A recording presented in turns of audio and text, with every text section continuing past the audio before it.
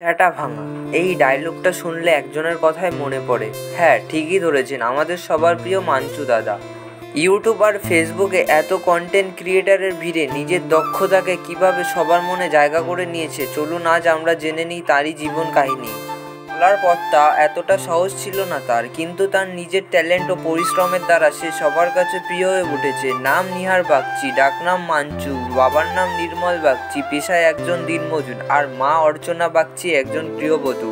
তার জন্ম পশ্চিমবঙ্গের উত্তর ২৪ পরগনা জেলার হাবড়ায়। তার জীবনে এমন সময়ও গেছে ট্রেনে কলা, শসা ও পেপসি বিক্রি করেও দিন কেটেছে তার, আর রাতে ক্যাটারিং করেছে। তবুও জীবনের সংগ্রামে সে কখনো হাল ছেড়ে দেয়নি। ছোটবেলা থেকে ডান্স করতে খুব ভালোবাসতো সে। একটা সময় ছিল পাড়ার স্টেজে ডান্স করার সুযোগও পেত না সে। এখন তার ভিডিও ফেসবুক ও ইউটিউবে আপলোড করলে লাইক ও শেয়ারের বন্যা বয়ে যায়। ফুটবল খেলতে খুব ভালোবাসতো সে, আর বাইচুন ভুটিয়ার ফ্যান হওয়ার জন্য তার বন্ধুরা তাকে মাঞ্চু বলে ডাকা শুরু করে। তখনই নিহার বাগচি থেকে মাঞ্চু হয়ে যায় সে। শত কষ্টে সাফল্যের সিঁড়ি উঠতে না উঠতেই মুখ থুবড়ে পড়ে সে।